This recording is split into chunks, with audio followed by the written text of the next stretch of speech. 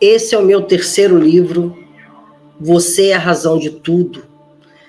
É um livro que fala dos reflexos subconscientes e a lógica da mente, onde eu trago o conhecimento para você de como a sua mente subconsciente ela age, de como ela faz produzir, como é que ela produz os resultados, como é que é feita essa programação, de onde que ela vem, quando que ela vem, né? Você vai aprender questões hereditárias, genéticas, questões de programações de vida intrauterina, programações de nascimento, programações de primeira infância, as suas programações na adolescência, as influências do ambiente, as influências, né, de outras pessoas, do coletivo.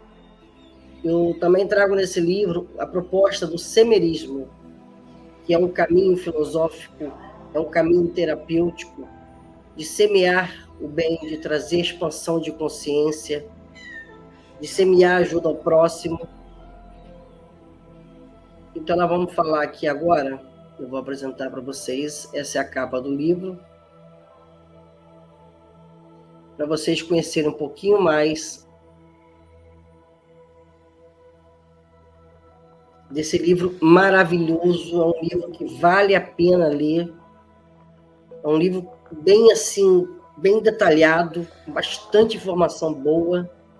Eu falo muito sobre a responsabilidade da mulher, né, da responsabilidade nossa como mãe de trazer ao mundo filhos mais equilibrados emocionalmente. Nós estamos numa era de muito desequilíbrio emocional. As vantagens e desvantagens das mudanças de 50 anos até agora. Tem também práticas, né, de programação, de ressignificação, de quebra de ciclos hereditários, repetitivos hereditários. Então, o livro está realmente fantástico, tá, gente? Então, vamos lá.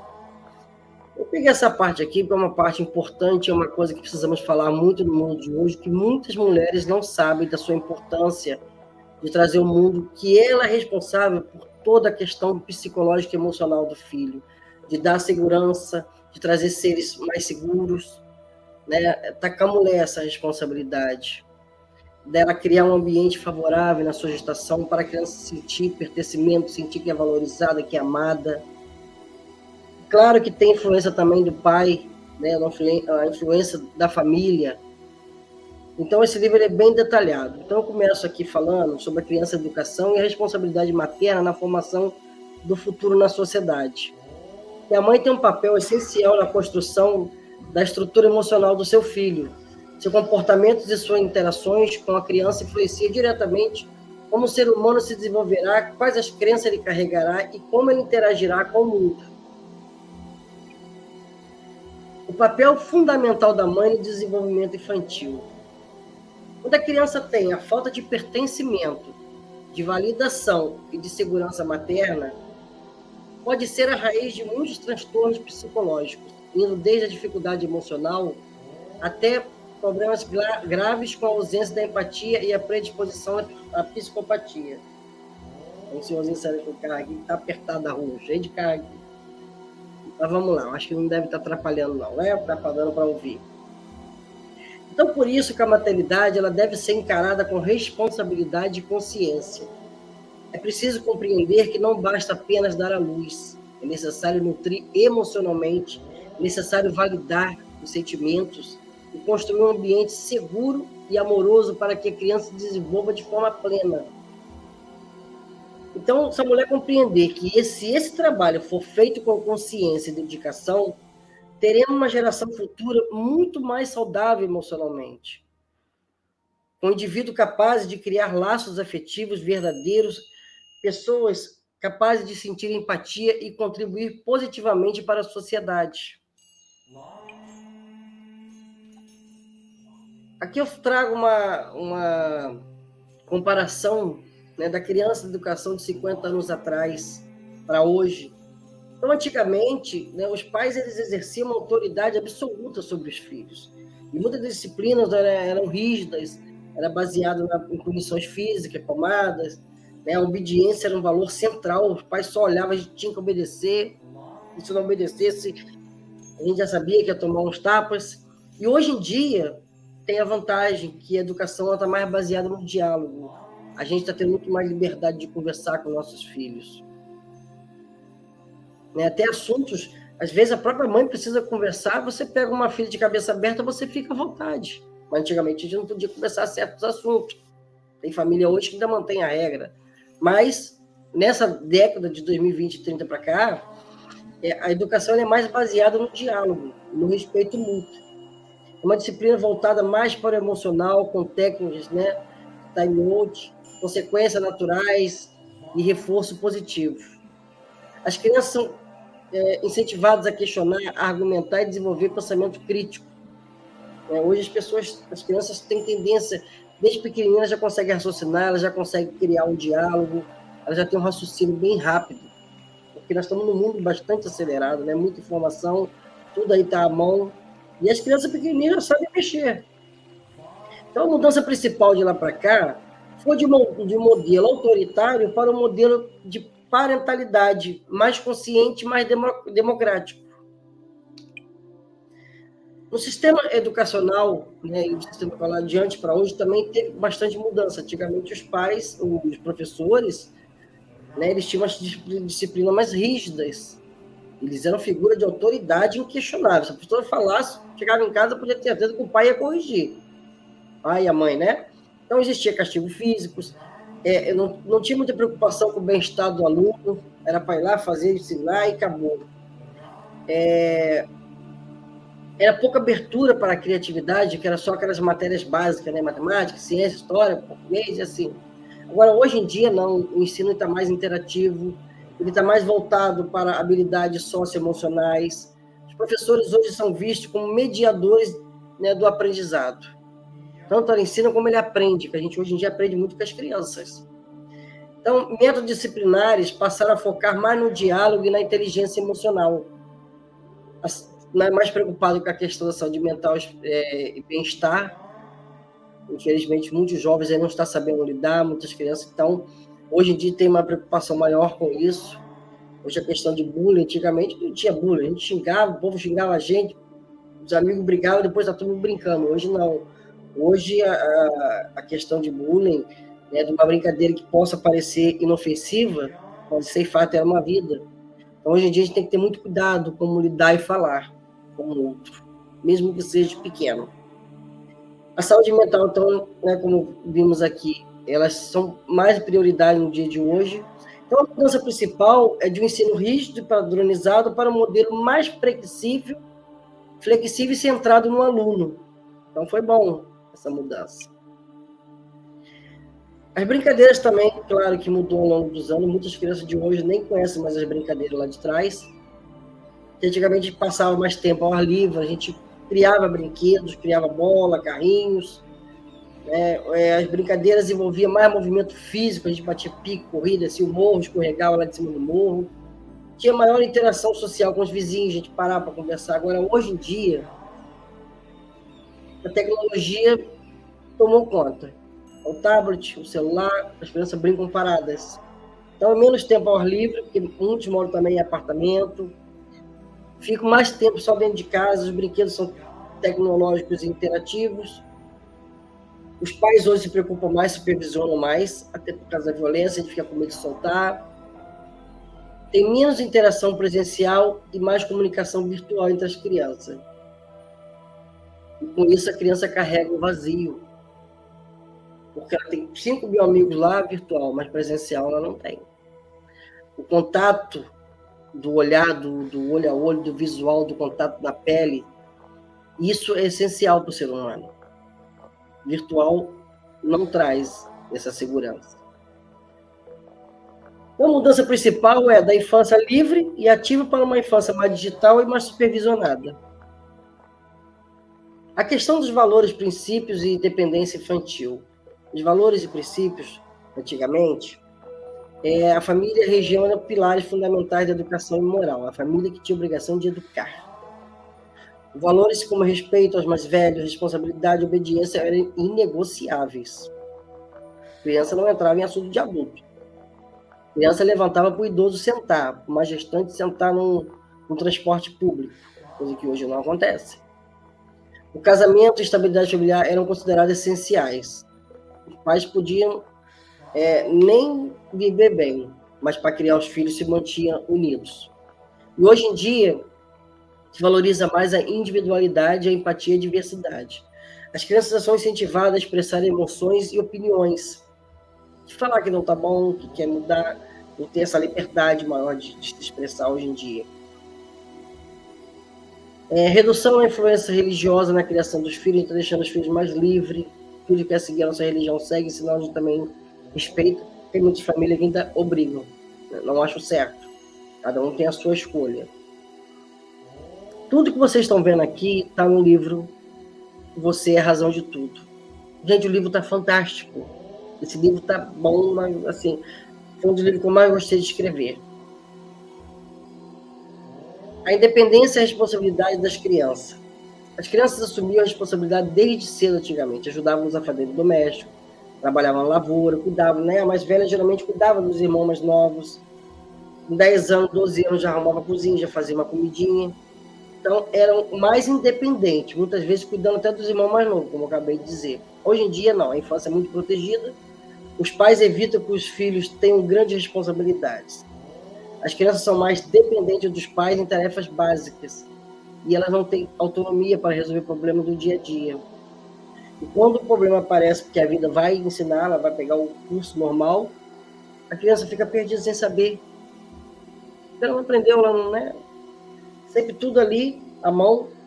Então, na verdade, tem uma coisa que se fala e é verdade. O filho que você mais super protege, você evita do mundo, é o que mais vai ficar perdido. Porque a gente precisa aprender a se defender de si, a gente precisa aprender a se encaixar no mundo, a ter presença. Então, não é muito bom, né? Não é bom você ficar ali super protegendo demais. Então, a mudança principal da infância foi mais a independência para uma infância super protegida. Já foi uma desvantagem. Então, aqui eu coloquei o que ganhamos e o que perdemos. Os ganhos foram que a criança de hoje tem mais liberdade emocional e são estimuladas a questionar e pensar por si mesma. A educação é mais inclusiva e respeita as necessidades individuais. Maior proteção contra o abuso e violência na infância, porque hoje é mais falado, né? Hoje as crianças já têm noção de que é um abuso físico, de que é um abuso psicológico. Mais acesso à informação e tecnologia. E as perdas foram menos paciência para lidar com frustrações e dificuldades, porque tudo foi à mão, né? A criança não aprendeu a se impor na vida. Menos contato com a natureza e brincadeira ao ar livre, que é muito ruim, porque fica confinado só dentro de casa. Então, hoje em dia, gera crianças muito ansiosas e dependentes dos pais. Porque o excesso de tecnologia pode reduzir a interação reais e habilidades sociais. Então, aí tem essa parte, que tem essa reflexão também.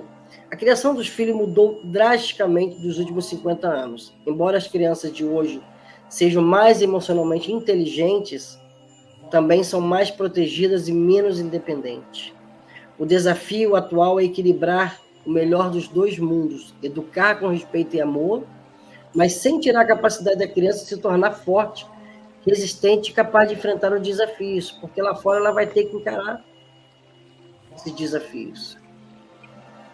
Então, é um livro que eu vou lá atrás, eu vou na frente, eu trabalho a questão de você reconhecer no outro as programações dele, por que ele faz aquilo, por que ele tem uma certa atitude, e você identificar e compreender que é um processo que ele está passando, porque ele traz traumas, porque ele traz programações atrapalhadas, porque ele traz uma super proteção. Então, o semerismo, né, nesse livro eu me baseei nas maiores pensadores da psicologia, da parapsicologia e da psicanálise, como Thomas Troward, Antônio Pedro Grisa, Erickson, Ana Anselin, só turma de peso esses assuntos. O Hudson viveu em 1834, só que o tempo lá atrás a geração é uma outra. Hoje nós estamos numa nova geração, então eu trago uma nova ideia, eu trago um novo conhecimento e a gente agregar para os dias atuais. Mas a base começou lá atrás, esses grandes nomes da psicologia, da psicanálise e da parapsicologia. E a gente vai só adaptando, né? A teoria de apego, ela também já foi modificada, ela foi adaptada. Então, a gente vai adaptando o conhecimento da questão do subconsciente, da questão de programações. O assunto é bem legal, bem extenso e assim, muito profundo, e te dá uma base muito boa de convivência. E vai ajudar muitas mães a conseguir interagir melhor com seus filhos. Também os professores na escola.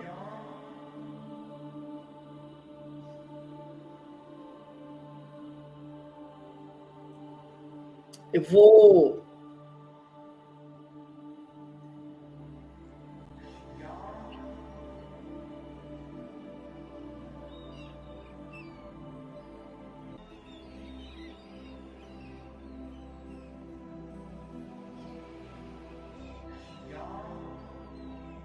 Aqui, as mudanças de 50 anos atrás, das relações das crianças de hoje, especialmente no aspecto afetivo emocional,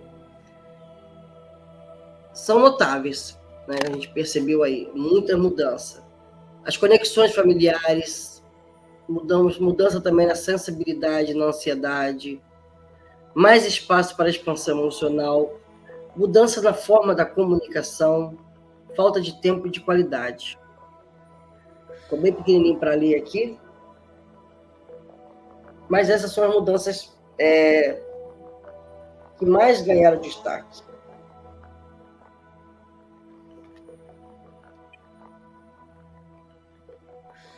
O impacto da conscientização materna e separações na formação emocional. Um vazio existencial e uma herança emocional. O vazio existencial que muitas mulheres carregam, muitas vezes inconscientemente. Na parapsicologia, a gente não usa muito o termo inconsciente. Esse termo é usado mais na psicologia, na psicanálise. Na parapsicologia científica independente do Dr. Antônio Pedro Grisa, onde, né, estudamos a parapsicologia científica, usamos o termo subconsciente, por achar que nada é inconsciente nessa vida. E no livro eu estou explicando também sobre isso. Então, esse vazio existencial que muitas mulheres carregam, muitas vezes inconsciente, pode ser transmitido para os filhos que ocorre. Isso ocorre porque, quando a mãe não consegue lidar com suas próprias emoções e a sua necessidade interna, ela pode projetar essa carência nos filhos. E como ela projeta isso? Na gestação, durante a gestação.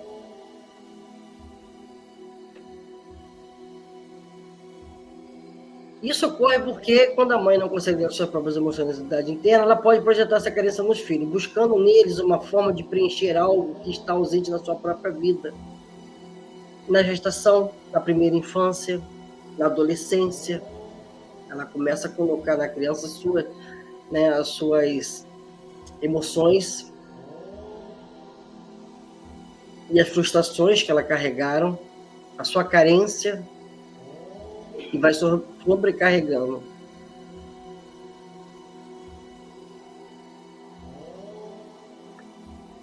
Vamos falar aqui o impacto da conscientização materna e as separações na formação emocional. O vazio existencial e a herança emocional. O vazio existencial que muitas mulheres carregam, muitas vezes inconscientemente, pode ser transmitido para os filhos. Na psicanálise e na psicologia, o termo mais usado é inconsciente. Já na parapsicologia científica, nós usamos o termo subconsciente, por achar que nada é inconsciente. Tudo é uma programação subconsciente transmitida de mãe para filhos. Então, isso ocorre porque quando uma mãe não consegue lidar com suas próprias emoções e necessidades internas, ela pode projetar essa carência nos seus filhos, buscando neles uma forma de preencher algo que está ausente em sua vida. Isso porque se manifestar em várias formas de comportamento, desde uma presença emocional ausente até uma presença excessiva, mas descompensada, como no caso das mães narcisistas. Crianças que experimentam esse tipo de dinâmica muitas vezes crescem com uma sensação de não serem suficientes. ou com uma forte necessidade de aprovação, o que pode resultar em problemas de autoestima e até mesmo em padrão autodestrutivo. O papel estabilizador da mãe em separações. A mãe ela tem a capacidade de estabilizar o vazio emocional e medo do futuro da criança, porque ela fornece um alicerce emocional forte. Mesmo quando o pai não está presente, ou a figura paterna está distante, é a mãe que muitas vezes precisa criar um ambiente de acolhimento, de compreensão, de amor, mostrando à criança que ela continua sendo amada e valiosa, independente dessa mudança. Esse papel estabilizador é fundamental para evitar que a criança desenvolva padrões emocionais disfuncionais, como medo excessivo, baixa autoestima ou uma visão distorcida das relações afetivas. O impacto subconsciente da separação, principalmente no que diz respeito ao sentimento do abandono ou de não pertencimento, pode ser minimizado quando a mãe está emocionalmente disponível e capaz de lidar com seus próprios sentimentos, ajudando a criança a superar os sentimentos de inadequação, garantindo que ela se sinta amada e segura. Nesse livro, não tem a parte aqui, mas nesse livro eu conto o risco da carência excessiva, do perigo do seu subconsciente entender e criar situações para que você possa ser recompensado, porque... Deixa eu colocar aqui.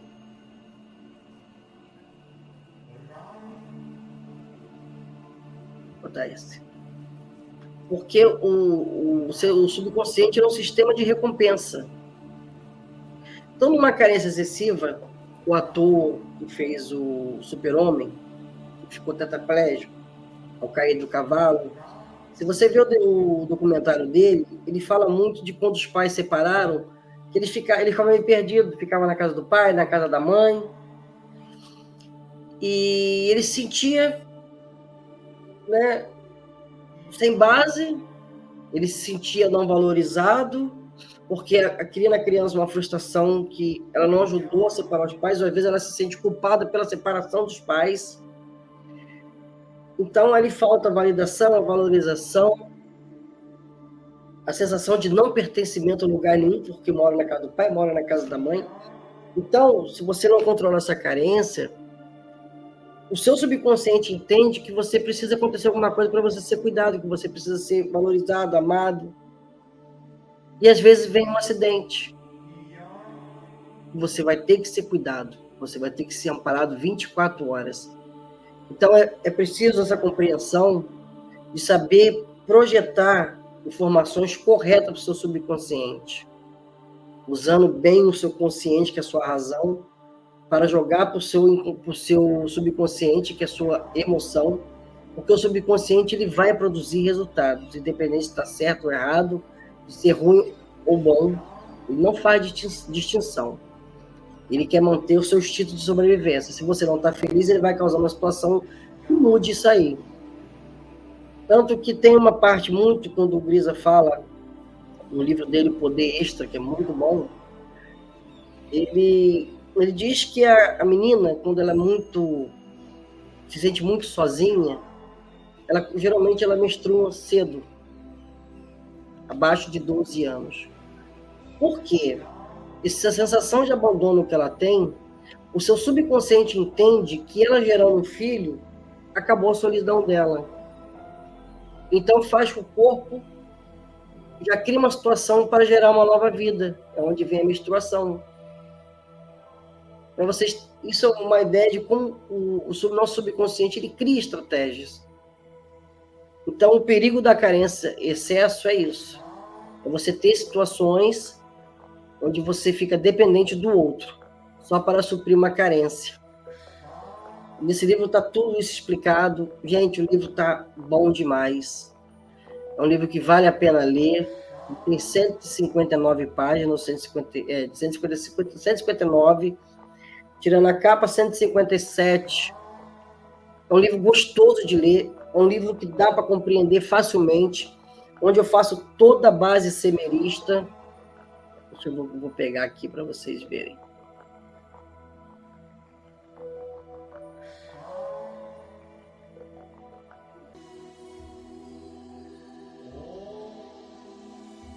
Nesse livro, Você é a Razão de Tudo, eu faço uma abordagem que é do semerismo, é uma nova abordagem terapêutica que eu vim trazendo. Aqui eu me apresento, né, como semerista, parapsicóloga social e terapeuta vibracional, e também facilitadora. E pesquisadora da mente subconsciente. Então, minha jornada sempre foi guiada pelo desejo de compreender as profundezas da mente humana, como nossas experiências moldam nossa realidade. O primeiro livro que eu li foi O Poder do Subconsciente, de Joseph Murphy. Então, eu sempre busquei esse caminho, eu sempre gostei de entender como é que funciona a nossa mente. E a parapsicologia científica conseguiu me trazer boas respostas que me abriu bastante a consciência e eu consegui chegar onde eu estou querendo. Então eu trouxe esse novo caminho aí, esse novo segmento, que é o semerismo, para formar as semeristas. Então eu mergulhei nos estudos da parapsicologia científica, Dr. Pedro Antônio Grisa, além também de explorar a raiz da psicologia, da psicanálise e terapias vibracionais. Busquei na fonte grandes pensadores e pioneiros do estudo da mente para compreender a relação entre consciente, subconsciente e inconsciente. E como esses níveis influenciam a nossa vida.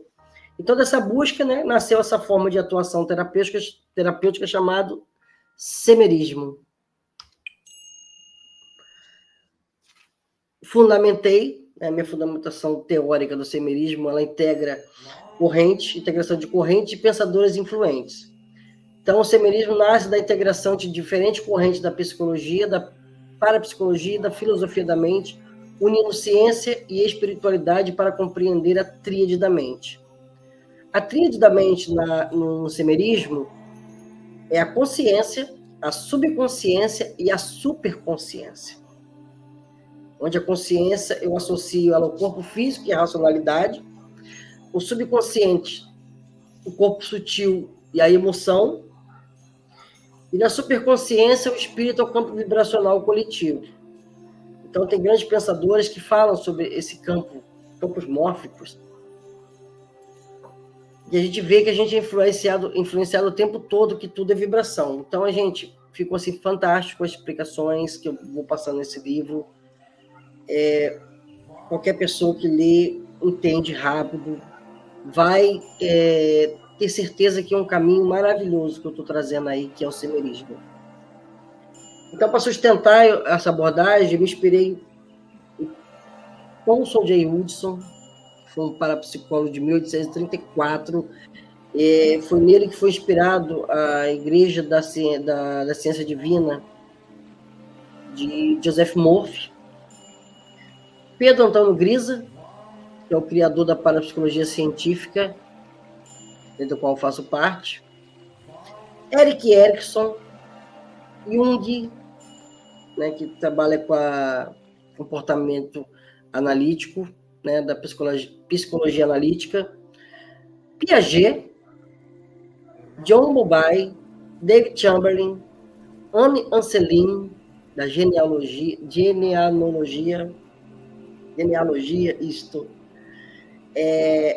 Sheldrick. Então, cada um foi contribuindo com aspectos fundamentais para a compreensão da mente humana.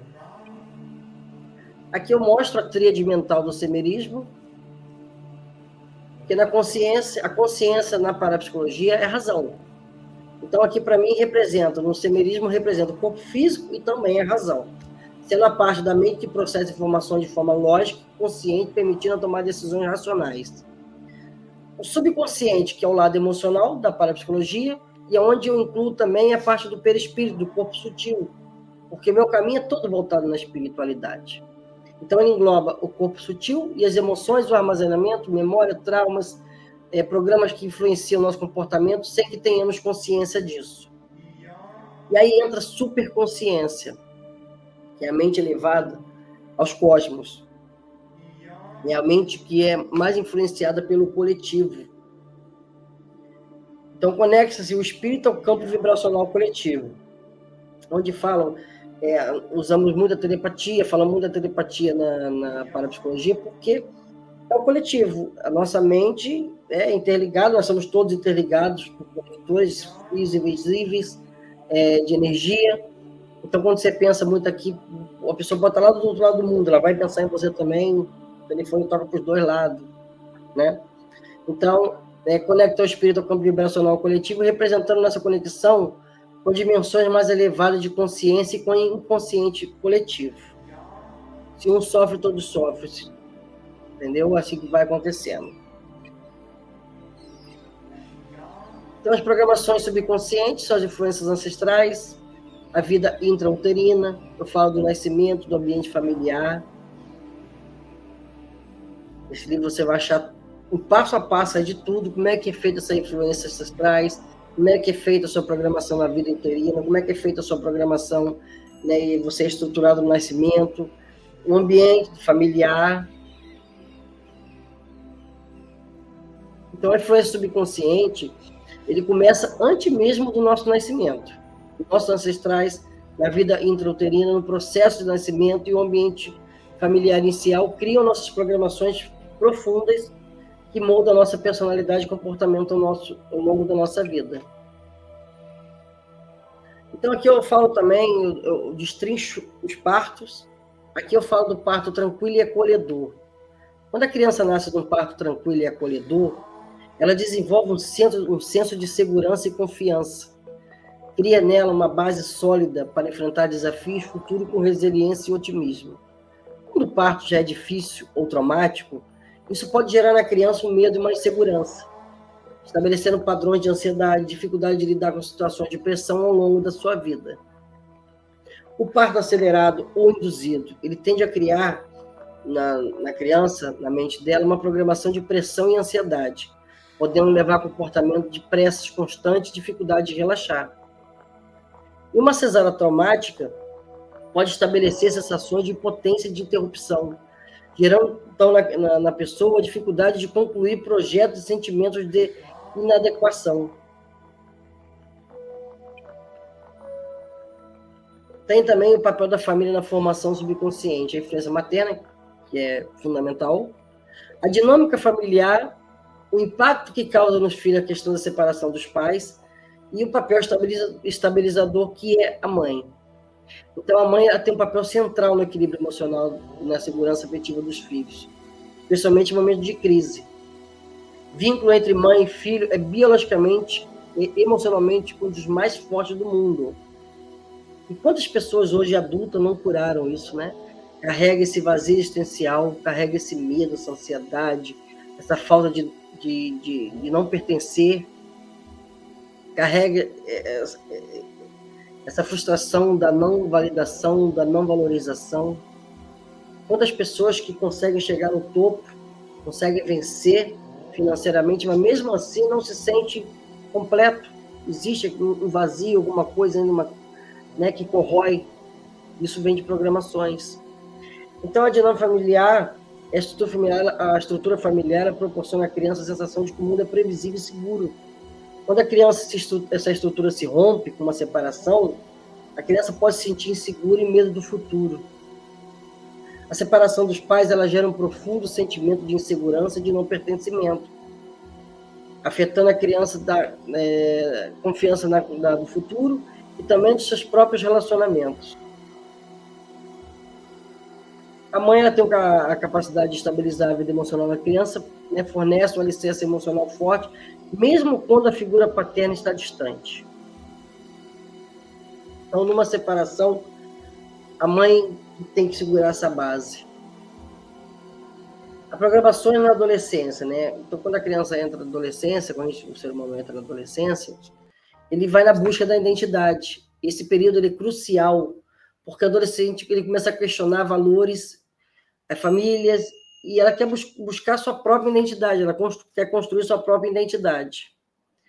Ela também acaba indo pelas influências externas, que são os amigos, os grupos sociais, começa a ganhar muita importância na sua vida e muitas vezes superando a sua influência familiar nas decisões de comportamento e comportamentos. E ali ela começa a consolidar a sua crença, começa a se achar no mundo, né? Então, muitas programações subconscientes da infância são reforçadas ou questionadas, estabelecendo padrões que podem persistir na vida adulta. É no período da adolescência que é marcado por intensas transformações físicas, emocionais e sociais. É nessa fase que muitas programações subconscientes da infância são testadas e novas são formadas. São influências significativas, né, no desenvolvimento da personalidade e dos padrões de comportamento futuro. É na adolescência que ela começa a se moldar, e isso ela vai levar para o resto da vida dela, até ela aprender, até ela conseguir fazer uma reprogramação mental, né, e ter uma compreensão de tudo. Aqui, como eu falei lá da outra vez, né, sobre a diferença, na disciplina foi o que mais mudou, que mais ficou flexibilizado, porque antigamente era muito rígido, hoje em dia está mais flexibilizado. A liberdade hoje em dia está bem menos. O tempo ar livre, antigamente a gente ficava o tempo todo livre, hoje quase não se fica. Usa tecnologia, antigamente quase não se usava, hoje é o que mais se usa. E a independência também, né, ficou bem reduzida. As crianças estão muito mais dependentes hoje do que antigamente. Então, a responsabilidade materna, a forma de futuro, acho que eu já li essa parte, né, que a mãe tem um papel essencial nessa construção. E chegamos ao fim. Esse é o livro Você é a Razão de Tudo.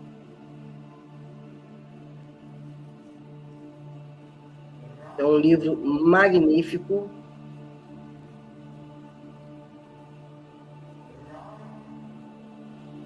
Eu encerro aqui deixando a contracapa, né, dizendo que esse livro, Você é a Razão de Tudo, ele é mais do que um livro.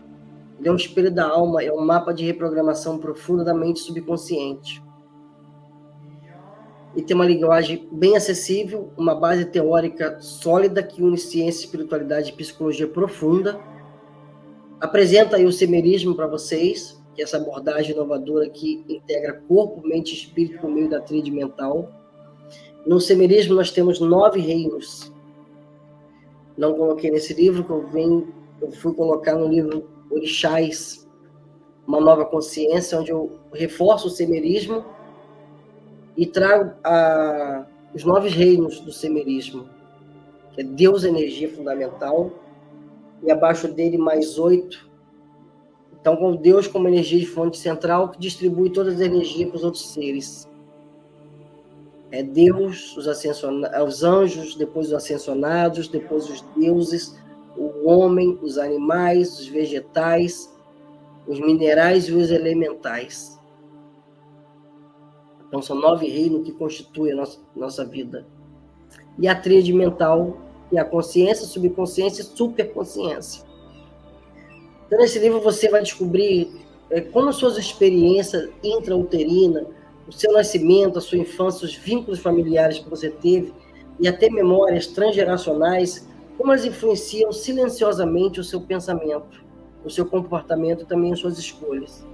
No semerismo, a gente tem 3 Cs, que é a constatação, quando você constata que você realmente precisa de ajuda, que você precisa fazer reprogramação, a compreensão de por que você age assim, por que as coisas acontecem assim, que você compreende as suas programações que você tinha, e a convicção de que você pode mudar, você pode reprogramar isso tudo e fazer diferente. Então você é convidado a reconhecer padrões limitantes e com firmeza semear uma nova identidade. Se você busca compreender as origens emocionais dos seus desafios, e se você deseja se libertar de ciclos repetitivos, esse livro é uma bússola. Então prepare-se para reescrever sua história, porque sim, você é a razão de tudo. Obrigada por ter assistido. Namastê. Qualquer coisa é só me procurar. Meu WhatsApp é 24 99906 3772. Eu tenho uma egrégora chamada Ressoar, que é uma egrégora de ajuda próximo, de boas vibrações, de boas mensagens, de troca de conhecimentos. Então, quem quiser participar dessa egrégora, pode me chamar no WhatsApp. Namastê.